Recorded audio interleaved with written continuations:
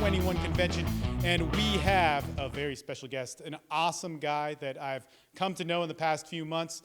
He just moved to Austin. I've had some amazing exchanges with him, but also he is somebody that has, in the social dynamics industry, something that is very rare, a 100% success rate. That means everybody he's worked with, is 100% guarantee for success. Also, he is the speaker that has spoken at the 21 convention 5 times and has the #1, 1 million views to his speech from Austin 2012. This is Nick Sparks. What's up, man? Thank you, Steve, for that warm introduction. And big thank you to Anthony just for having me back, for hosting this amazing convention. I speak at a lot of these things, and it really is, it's rare to find this amazing collection of speakers, this great message that's being put out there, and I definitely feel very fortunate to be here, so thank you. Thanks. The title of my speech this year, How to Get Sexual Like a Man.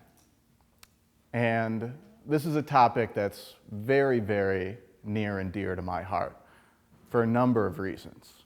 After my last speech on this stage, which is all about conversation, the #1 question I received from people was, Nick, saw your video, saw your speech, and having amazing conversations. I'm really connecting with people in a way that I haven't done before, but a lot of times my interactions with women that I like, that I'm attracted to, they're still going into a more friendly category. They're still not really viewing me as a sexual person, right? And this is something that I can relate to as well as anyone. Growing up, I was painfully awkward, painfully nerdy. I mean, when I went out for the football team, which pretty much everyone made fun of me for and wondered what the heck I was doing, my football coach used to say I couldn't walk and chew gum at the same time.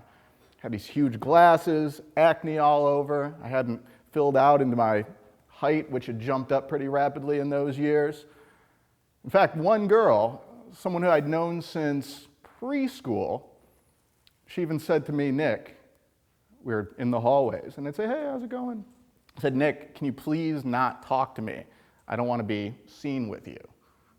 Right? I'm sure we can all kind of relate if you've had a similarly nerdy background in one way, shape, or form or another.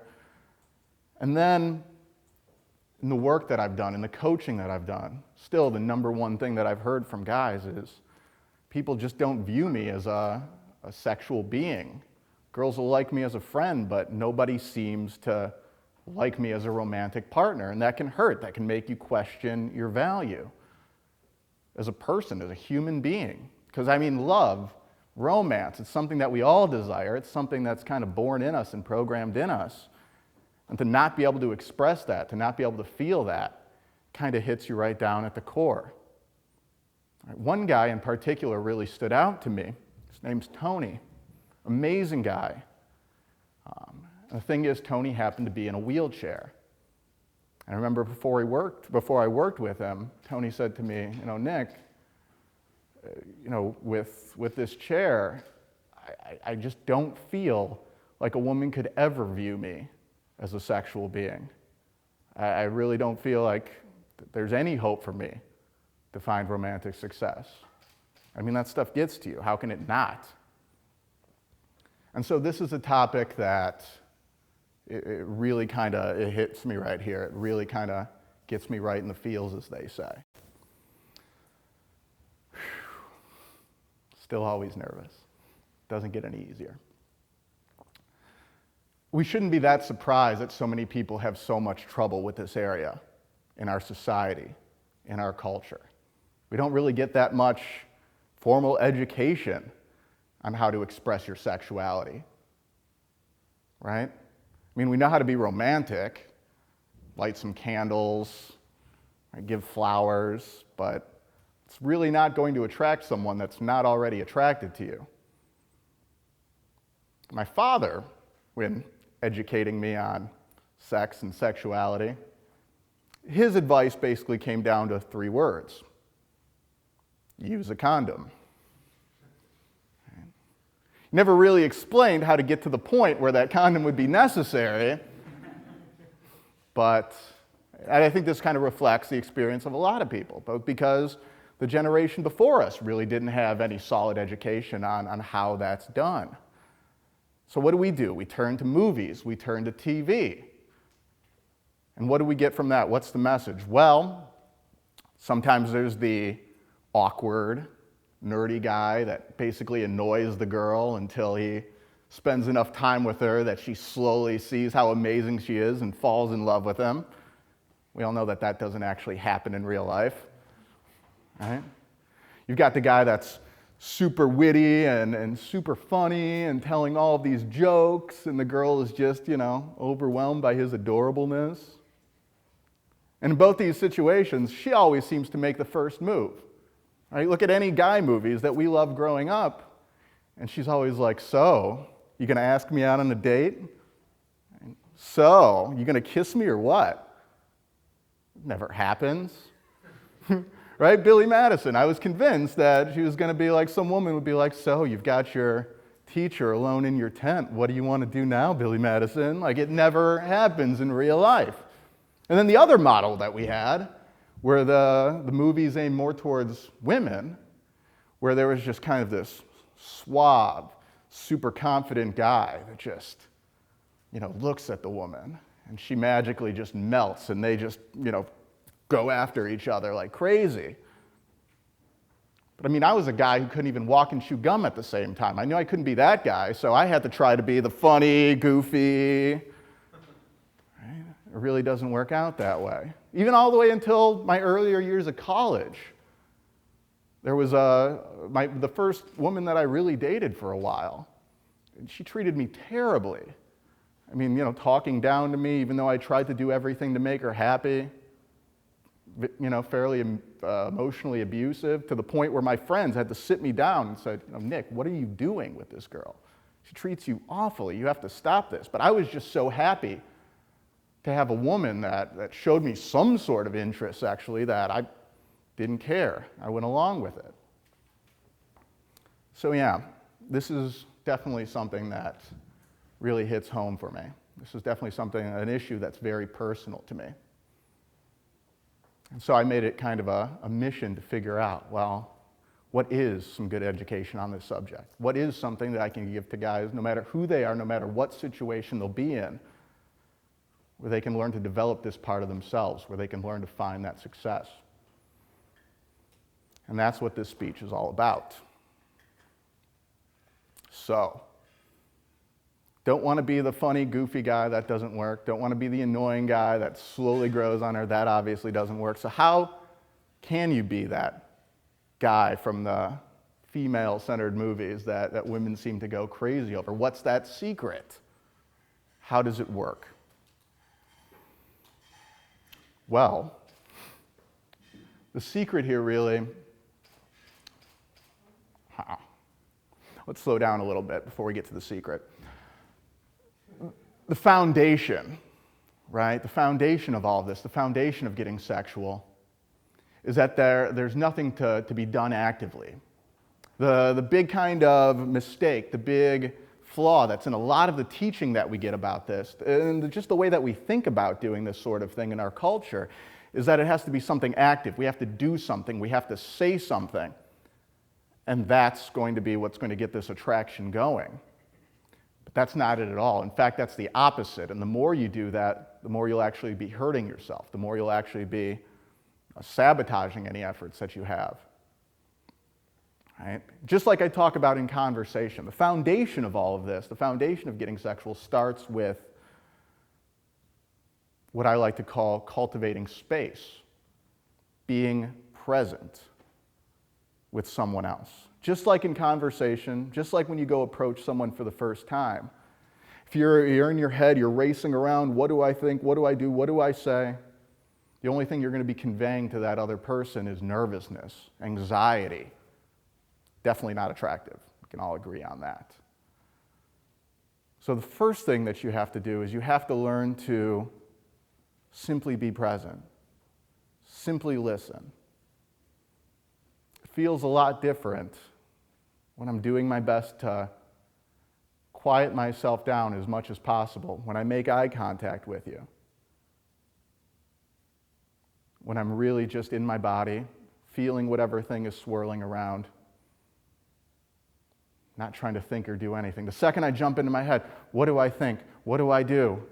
My voice starts to get a little more rapid, and it just feels differently. It feels more nervous, right? I'm doing my best to think. My mind's racing right now. What should I say? What do I do? And you probably feel a little bit more nervous.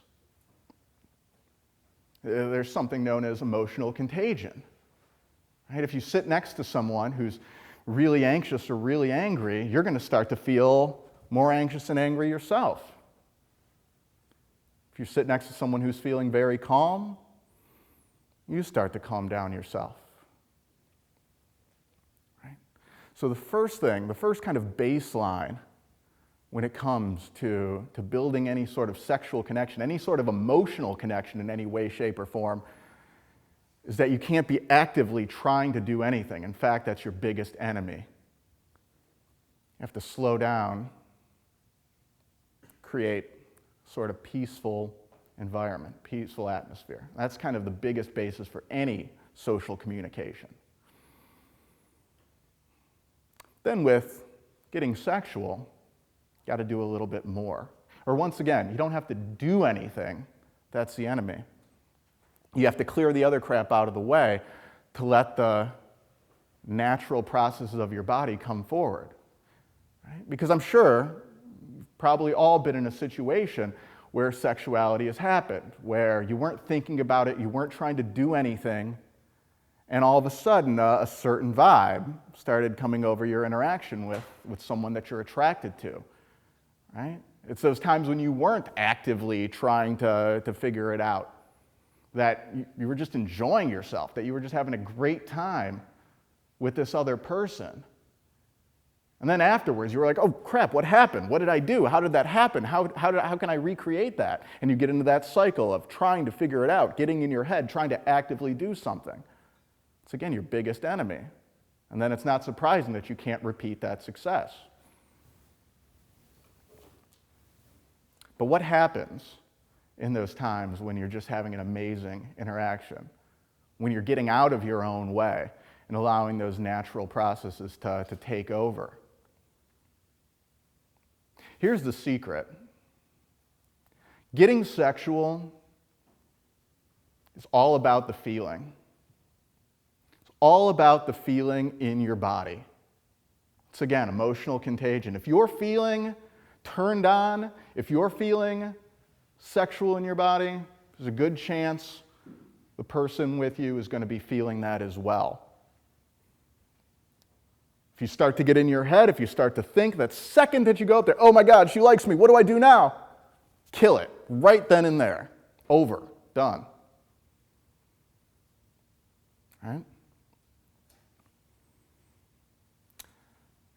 Little example of this, I will attempt to conjure up those sexual feelings in my body. If you'll just give me a second. Close my eyes. Nervous, so this is a little more difficult than usual. Think of a situation that turns me on quite a bit. Okay. There's a little bit.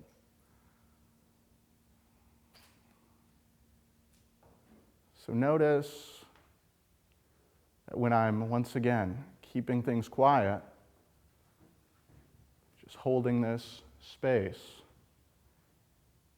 feels a little bit different in the room than when I did a moment ago. Right? I can't be actively trying to do anything except for simply enjoy the feelings in my body. There's not a huge difference than when I clear out those feelings and go back into more of a mood of speaking, coaching, this is what I do, this is what you should do, more platonic. But all of a sudden, I let those feelings come up in my body a little bit more. And there's a slightly different vibe to to what I'm saying, to the feeling that you get in your body as I make eye contact. I notice a couple other things. My voice slows down a little bit more, maybe drops down a little bit lower in pitch or tone. And this is important because sexuality cannot exist without silence. If you're one of those guys that gets excited, that talks really fast, shooting yourself in the foot, you can't do it if you want to get sexual. I mean, I have to watch myself. I get very excited and talk too fast, but when I do, there's not a woman in the world that would be attracted to me.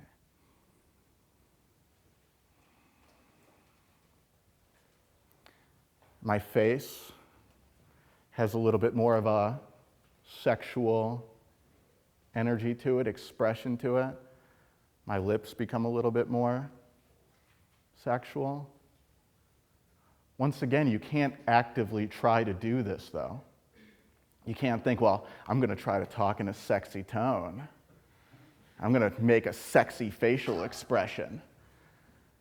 It's the same as trying to smile when you're not really happy. It just looks awkward. It looks weird. It makes other people feel uncomfortable. Why? Because that feeling, that thing that's most important, is awkward, is uncomfortable. Always starts and ends with the feeling, the only thing that matters.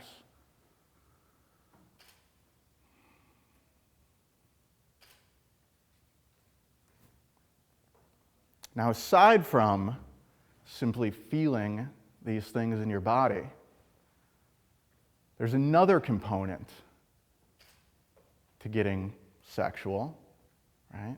Because once again, 9 times out of 10, a woman who has been trained in our society to not be the aggressor, to be told that that's slutty or unattractive, which isn't true whatsoever. I mean, if you're attracted to a woman and then as, you know, she fulfills the fantasy that we've grown up watching in all of our boy movies and, you know, makes it easy for us, we're not going to complain.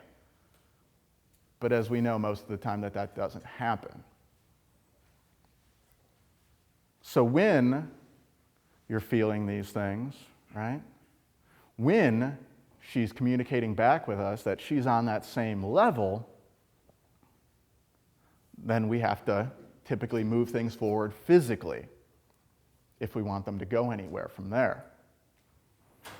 Keep in mind, I say, if she's on that same level. I mean, the first thing that I'm always going to be looking for is that vibe reciprocated from her. If I feel attracted to her, and once again, I'm not closing my eyes and thinking of a scenario that's sexy in my mind. I mean, either I'm attracted to the person in front of me and those things come out naturally. I'm doing my best not to get in my own way or start overthinking, but simply to let her know that that's how I feel. I'm going to be reading her. I'm going to be paying very close attention to the messages I'm getting back. If she feels that energy coming from me, and she makes eye contact with me, if I can feel that turn on coming from her, I'm going to move things forward. If, on the other hand, I look at her and I'm hit by this emotion and my tone, the look in my eye, the expression on my face carries with it that message, that attraction, and I'm not getting that back, if I see that she feels a little bit uncomfortable for whatever reason, maybe she's not attracted to me. There's tons of women who aren't attracted to me. It's more personal taste. It's more the smell of your body, the sense you give off, tons of scientific studies about that. More about what kind of mood she's in. More about her current relationship status, how her day's going. For whatever reason, I'm getting that discomfort back, that hesitancy back, shutting it off completely. The last thing you want to do is make anyone feel uncomfortable, just as a human being, just as a basic courtesy to other human beings. And so I'm going to get back to platonic. It's very nice to meet you, like I would any friend. Right? And this goes throughout the entire process, which I'll soon be demonstrating, because different people have different boundaries. Maybe a woman who's attracted to you would love to hold your hand, right? But she's not ready to kiss on a first date or on a first meeting. Maybe she's down to kiss on the first meeting, but she doesn't want to go any further than that. And so the entire time, I'm going to be expressing myself and then reading, okay, where's this other person at? You need both sides of it. So when it comes to getting more physical, starting with the feeling in your body, it shouldn't be that difficult. Once again, all the times when you've gotten closer to a woman, when that physical thing just kind of happened, and you look back, well, wait, what did I do? How did that happen? It's really simple. When two people are attracted to each other, when two people are speaking and these feelings are coming up for them, and they're looking in each other's eyes and communicating on that deeper level. I mean, the only level of communication that really matters when it comes to human communication.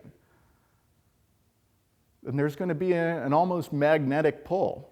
Actually, it could probably be exactly a magnetic pull towards each other. Right? They're just drawn towards each other. They just want to be closer because there's nothing in the world that would be more appealing to those people at that point in time. So underneath it all, right, getting closer to someone, getting more physical with someone is simply that natural expression of, I want to be close to you. I just want to touch you.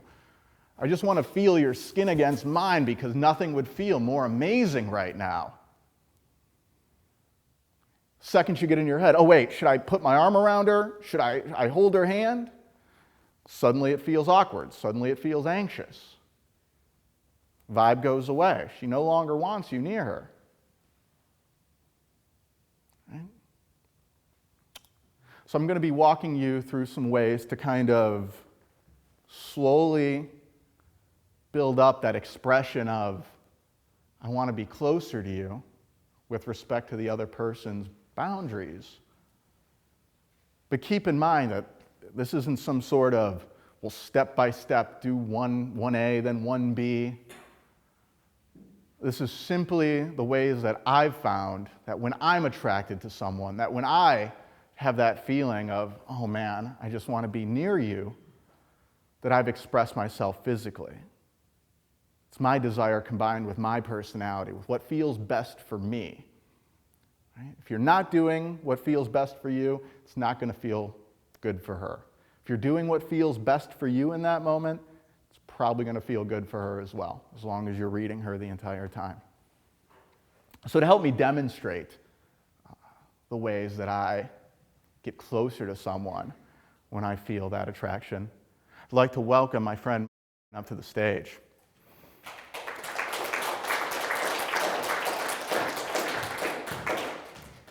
Quick introduction is incredible.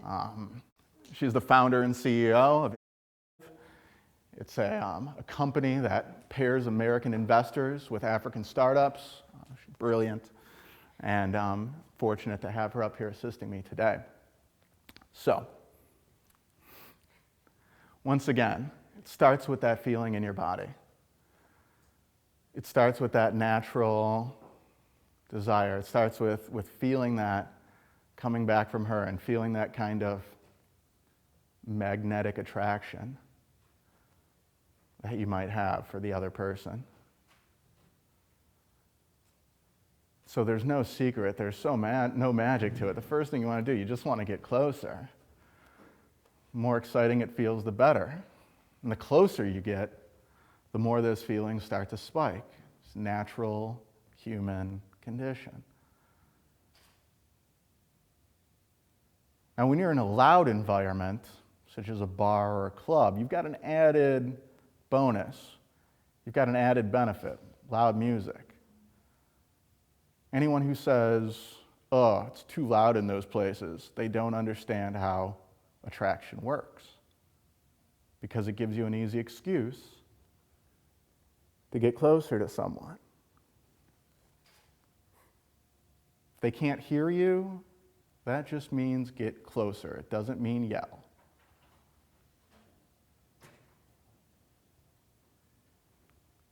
And as you get closer to someone, those natural feelings come out more. And it should be, once again, you've got this magnetic pull towards each other. You just want to get closer and closer so that every single time you might get a little bit closer on a date or anything that's so funny, the overall distance just kind of closes a little bit more and a little bit more. And you don't have to do anything fancy, because when you're feeling this, every little touch carries that feeling much more strongly. So if I lean in and our arms graze against each other, that's just going to have more electricity to it. That's going to feel as good as anything in the world could possibly feel. She's got her arms down at her side, and I lean in and our hands touch. Oh my goodness. Hands have a lot of nerve endings in them. And so if I lean in and our hands graze, not only will that send that electricity through our bodies, but I'm also going to get to gauge where she's at with this whole physical contact thing. If I lean in and our hands graze and she gets a little bit uncomfortable, she gets a little bit closed up, I'm going to realize that, okay, maybe she was being friendly, maybe she's just kind of naturally flirtatious and sexual, but she doesn't want to get physical with me. Cool. How's that going? But if, on the other hand, I get closer and our hands graze, and she's still there, she still seems to enjoy it, she's not moving her hands, then I can assume she might enjoy a little bit more. Oh, holding hands is the best. Holding hands is great. All those nerve endings joining with that feeling, it just kind of maximizes. It just kind of blows everything up to another level. And you never want to stay like completely in, so blah, blah, blah, blah, blah, because then it's just going to start to feel a little bit overwhelming. And you never want to keep your distance, because then those feelings can never build. There has to be both poles present. There has to be a intensifying, and there has to be a little bit of a break in that. So I'll be getting closer. I'll be able to read how close, how physical she wants to get through the hands, through our shoulders, and everything else. Especially the feeling. You've got to maintain the feeling. Now, if this is all going well, if we're with each other, she's clearly very comfortable with the situation, she's flirting back. By the way, that's all flirting is, if you've ever been confused. All flirting is speaking to someone else with that feeling in your body, with that sexual tone. Right? It doesn't matter what you say. You can flirt with someone talking about breakfast. What do you have for breakfast today? Oh yeah? I love pancakes. My favorite. Words don't matter. They never did. Only thing that matters is the feeling. She's been receptive so far, getting closer, pulling back.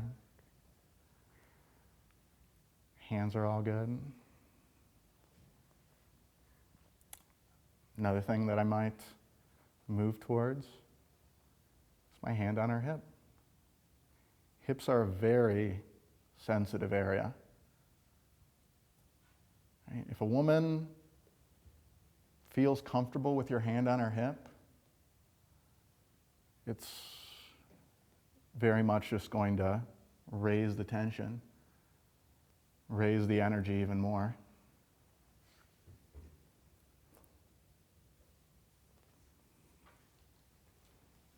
Once again, how do I do it? How do I touch? If you're thinking that, you're doing it wrong. The only thing that matters is what feels best for you. What is going to feel the most amazing for you in that moment, while paying close attention to how she feels as well. So I'm getting closer, talking, it's funny. Hands on the hips, bodies getting closer to one another. And when you're right here, when you're at that point, you're looking in each other's eyes,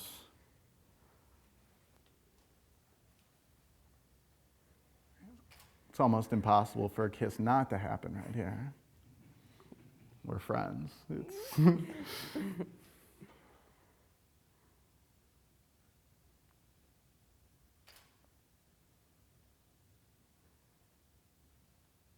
Another big round of applause for that, please. Thank you.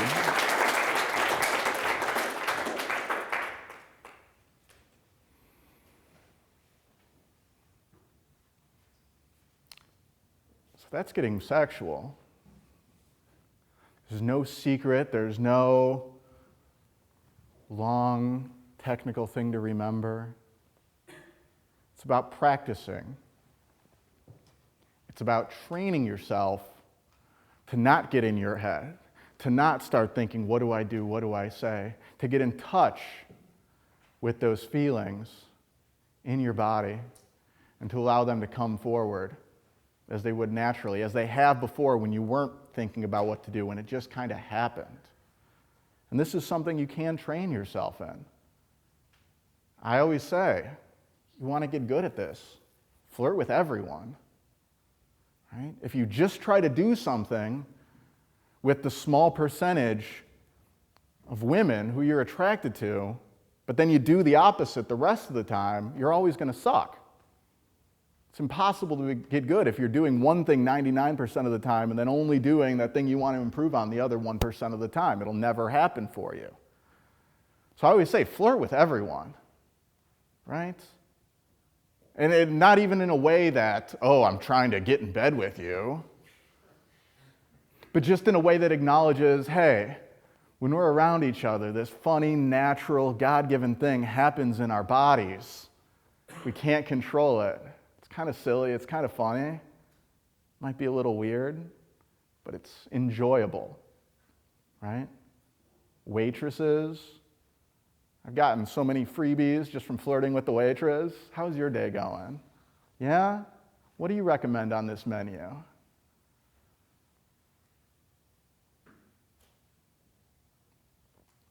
Older women.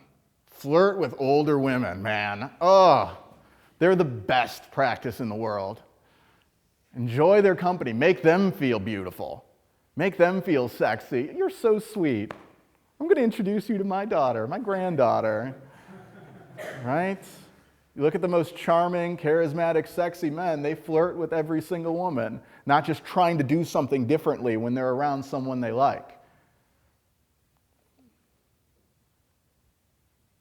You have to practice this all the time if you want to get good, if you want to be considered a sexual human being. It has to be part of who you are, part of your natural communication, right? And once again, if the waitress is like, I'm okay, sir, I'm going to go back, great, I'll have the pancakes, thank you. But if she's like, oh, you're so sweet, better be like, you're so sweet. How long have you been working here for? Doesn't matter what you say. It's that feeling that's being exchanged between the two of you.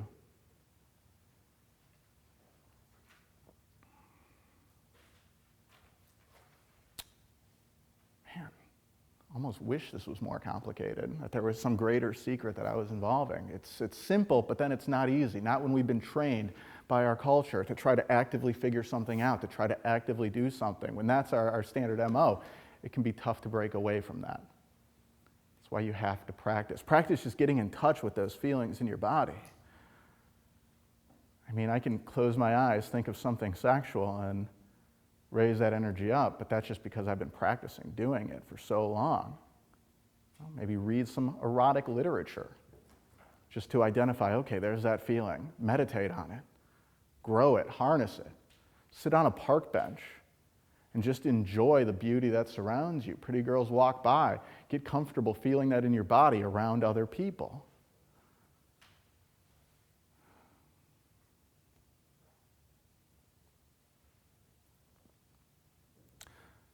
So with all that being said, and I want to end off with one more point. But before I get to that, I'd like to stop right now and open things up for any questions.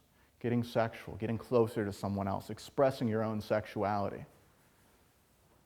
Anything unclear that you feel might be standing in between you and being the type of person, having the type of relationships you want with women, now's the time to ask it. I want there to be no confusion. I want there to be no doubt. So, questions? Anybody got questions? Raise your hand.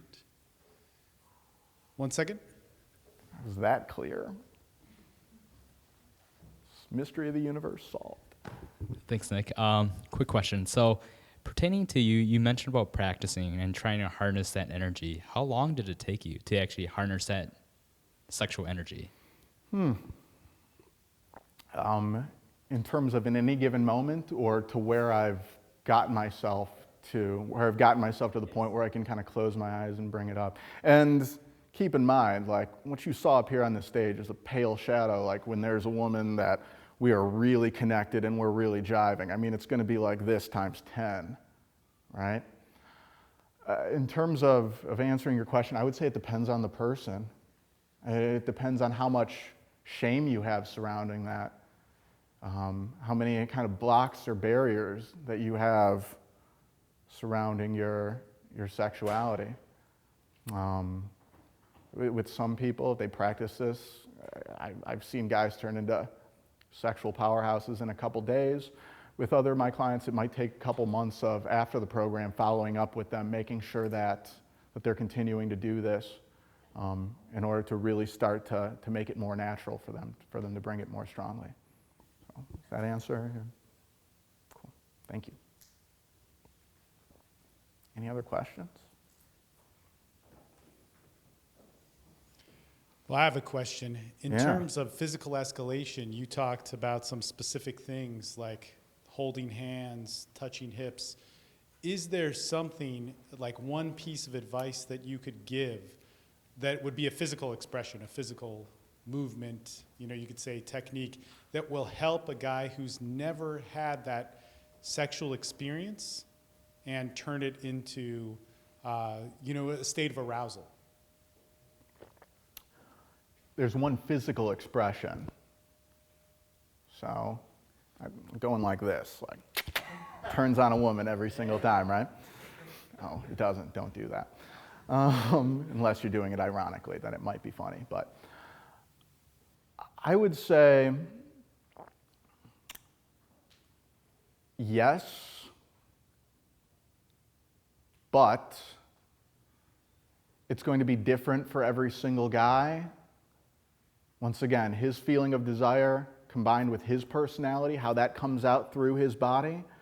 And once again, if you focus on, oh, I should do that thing. Like, for example, I've been told that when I'm feeling more sexual in my body, I play with my lips a little bit more. I might bite my lip, let it slowly fall off. I might lick my lips or something. But if I'm thinking, oh, okay, I'm gonna lick my lips now, bite them, never be sexual. It will never be sexy, right? So I would say that once again, if you are really feeling turned on in your body, maybe it's a hip rock. I notice that sometimes my hips might pull a little bit more in the direction of the person that I'm attracted to. So for you, when you're feeling that turned on in your body, when you're just focused on enjoying those feelings, connecting with the feelings of the person in front of you, your body will act in a way that gives off all those tiny little signals that you could never even do properly if you were trying. Right? Look at any actor. Actors are primarily famous because they're able to convey emotion on stage. They're able to make us feel something because they're feeling it so strongly in their body. A great actor, I've worked with a few of them because this is basically the exact same thing. They're not thinking, okay, well, I'm going to do my sexy act. What they actually do is they turn up that feeling in their body. And then the little things that they do, a little lip raise, a little eye twinkle, it's all things that naturally come from that feeling. And once again, it looks different for every single person. So don't think about it. Don't try to. You'll only be shooting yourself in the foot. So if I understand you correctly, it's dependent upon your expression and urge of sexuality as well as the woman's and the uniqueness between the two. Of course. Yes. You talk about coming together and wanting to touch each other. Do you ever break rapport, break the tension, and come back to make it stronger, or do you just... It's once again two things. I say you can't be all the way on her the entire time. There has to be that polarity happening. I call it physical polarity. Just for that reason, you need both sides. But completely breaking it, it's going to depend on her. It's going to depend on the reading. If once again I see that maybe she shifts just a little bit in an uncomfortable way, I'm going to back up. I'm going to be reading her. But if she's, once again, saying, God, I want you, if her expression is saying, I want you on my body so bad right now, no. I'm going to keep moving things forward. And once again, it's thinking about it technically. If you're thinking, okay, well, I'm going to break rapport right now in order to create more sexual tension, all of a sudden, you're jumping in your head, you're killing the vibe, you're killing the mood, you're killing the energy, and she's going to be less turned on by you.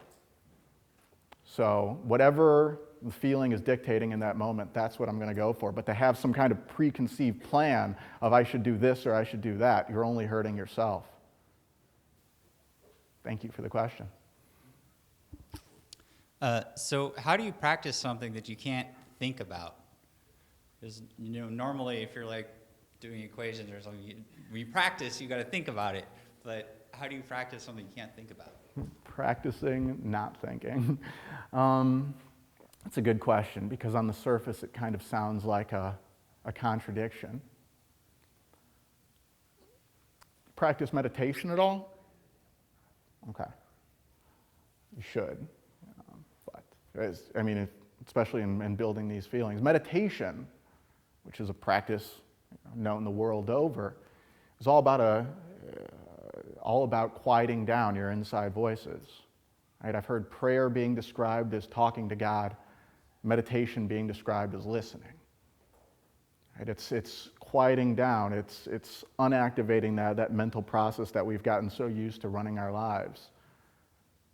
Finding peace, finding stillness, learning to connect with whatever's swirling around in our body. Same thing as practicing listening. Right? Listening isn't actively doing something, it's becoming completely passive in that moment. Learning to develop that passiveness, learning to develop that quiet, that peace, that calm.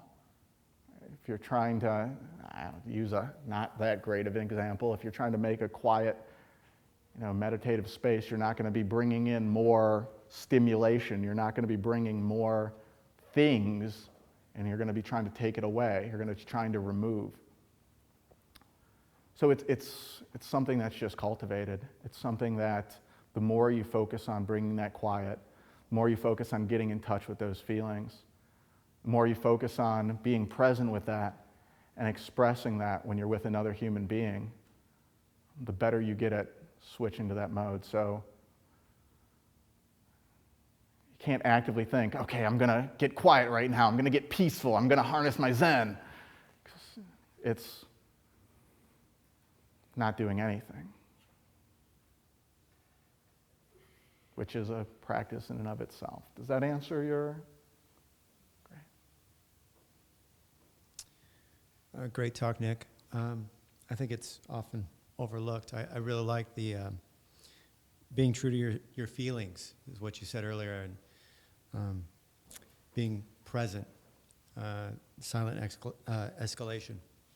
My question was, in a brief encounter with a woman, so maybe your intention or the time frame is short. You see somebody, you approach, and you have those feelings. It's somebody that you have a chemistry with, and you escalate.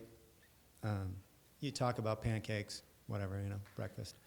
Do you think that there's something to add to that besides the escalation? So it's going to be a brief encounter. You're going to get a number or some kind of follow-up. Is there something that you should add or consider adding so that when you see them, so that you can see them again, they want to see you again, they don't walk away just feeling like, oh, wow, that, I'm attracted to that guy, but something else. And on your next encounter, you're going to spend a lot more time with that person. So do you think that, because we're complicated people, just doing an escalation, just flirting, what other sorts of things do you want to add to that? Awesome question. Oh my gosh, I'm so glad you asked this question, because it's going to include some things that I probably should have included in my talk already. So thank you. For starters, expressing your sexuality verbally. You're right. I said there's flirting, and you can talk about anything, right? But there is another key component to expressing your sexuality verbally, other than just that feeling. And what you have to do verbally, as you kind of spoke to, is you have to express the fact that I want to see you again. And you have to take the steps in order to logistics to make that happen. Usually just exchanging a phone number. All a phone number is just a way that our society expresses, I want to spend more time with you. I want to get to know you better. I want to see you. So verbally speaking, that is the one specific thing that you have to express, is I want us to be together more. So thank you for mentioning that. Answering your question a little bit more, yes, there absolutely is something that you have to express more than just that sexual connection, that sexual feeling, for a woman to want to see you again in a romantic setting. And what that is essentially everything that I talked about in my last speech on this convention stage. That's why you need both parts, right? If you want to see a woman romantically again, you need to have that feeling, have that connection of, yeah, we're turned on by each other, right? I mean, you can have two people at a dinner party and they're just, everyone else is talking, everyone else is having conversation, but when they look at each other, when they talk, there's just that extra vibe. There's that extra, really? That's cool. They have that extra little connection, that look in their eye. Maybe they're stealing glances back and forth with that electricity while everything else is going on. And then the people at the table that don't understand how this works, they're thinking, man, what did he say? What did he do? He must have said something before dinner that made this happen, when in fact it's just that connection. Then on the other side of the fence, you have to actually express that you're interested in them as a person, as a human being, who they actually are, what they're into, what's going on in their life, right? I've had plenty of encounters with women where there was just that sexual tension, where there was just a fire. And sometimes it's, just a quick exchange. Sometimes it's making out. Sometimes it's even more than that. But then the next day comes and she doesn't respond to my texts. What happened? We had this crazy sexual connection. She kind of had a chance to think about it. She had a chance to, back away from it and realize, well, there wasn't really anything else there other than just this kind of quick, sexy thing. And oftentimes that's not going to be enough to make a person say, I really want to see that person again. Sometimes it will. I mean, there's plenty of women out there who are looking for a crazy, hot romantic time for that night or for, a couple weeks after. But unless you actually develop a more personal connection on, a deeper, who are you? What are you about? What are you into? Really trying to get to know them, really trying to understand them, then there's a good chance that it's not going to go anywhere. So once again, that's where everything I talked about last year comes into play, or 2 years ago now, is are you, once again, listening? Are you giving them space to open up and express themselves, who they are, without trying to make something happen or trying to do something? Are you genuinely curious? It's, once again, starts and ends with the feeling. Are you really curious about who is this person? What do they do? What are they about? Letting them feel that. Asking them deeper questions. Being vulnerable, sharing yourself. Not talking on and on like you're trying to, make them like you more because of how great you are, but when they're opening up, saying, I want to share who I am with you as well. So yes, I'm so glad you asked this question, because you need both parts. Because if you just have a great platonic conversation, this is so cool, we're connecting, we really understand each other, we have so much in common, this is amazing. And then she doesn't respond to your texts or calls, what happened? Well, she didn't feel that spark, she didn't feel that fire. But if all she feels is that fire, if all she feels is that crazy, there's an equally good chance that it's not going to go anywhere. So that's why you need to develop both. That's why you need to practice both of them. Thank you. Great question. Nick, you said you wanted to add one more thing, but can you take one more quick question? How much time do I have? 10 minutes? Cool. Yeah, let's do it. Sure. So how many times did you and your partner have to practice to make that minimally awkward?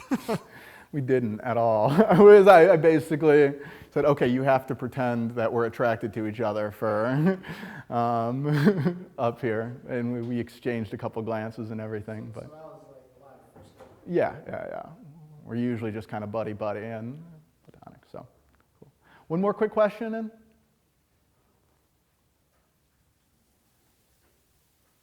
then? If you're somebody that's starting at zero, like let's say you have social anxiety, you really want to get sexual, you have the urge to it, what is the best first step to take? If you've got zero, I would start off with, first of all, that first building block that we were just talking about. I'd say that that's more important, and you can practice that with everyone. Guy, girl, doesn't matter. First, just learning to really connect with people. First, just learning to express that, wanting to really get to know them as a person and make those personal connections. And practicing doing that. Because if you're not able to do that, you're not going to be able to just express sexuality and make that happen. You have to have that foundation underneath of genuine human connection first. And then, once again, meditating on those feelings of sexuality, reading something, thinking about things that stir those feelings up in your body, meditating on it, and then starting out with maybe women who don't intimidate you as much. Because it's a whole other thing when she's just making your heart pound out of your chest, not to revert back to overthinking, getting scared. First, just developing that muscle of being able to express yourself sexually when you're around another person with, once again, every single woman you come into contact with respect to where she's at. And then after that becomes, you're not only able to hold that connection, you're not only able to express yourself, then you're going to have a lot more success being able to do both of those things together around people that are already naturally making you go crazy. So, thank you for the question. And so really quick, I'd just like to finish off with this. I'd like to go back to Tony, my client who, once again, happened to be in a wheelchair. And just like to share with you how a week after the program, I got a nice big old email from him, and I request emails from all the guys I work with, follow up, making sure they're on the right track, doing things properly. But I had the pleasure of him sharing with me that Saturday night, he happened to spend it in the arms of a woman who he happened to find very attractive. Now, I'm not sharing this with you to brag, and certainly the goal of my program is not to hook up. The goal of my work and my coaching is not to have sex, right? Success in what I do is being happy, being content with this part of your life, not having any questions, not having those nagging insecurities of I'm missing something, I'm doing something wrong. Have complete confidence in this area of your life. The reason why I wanted to share that with you, though, is I just want to express that there's no excuse for you at this point, right? If Tony can overcome the messages that he's been told his entire life about who he is, about, what he's not, if he can overcome that, if he can push himself, if he can pick himself back up and say, no, I can do this, you really don't have any excuse whatsoever. Maybe you had an excuse back when the information was crappy, back when you were only getting the messages from the movies and Maxim. But now our industry's evolved to a point where there is great information out there. And so any excuses you come up in your head, oh, I can't do this because of that, or, that people will do, excuse. It's all bullshit. You don't have any excuses from having this part of your life handled, from being happy, from being content. Just like with getting sexual, you just have to get out of your own way. Thank you very much, guys.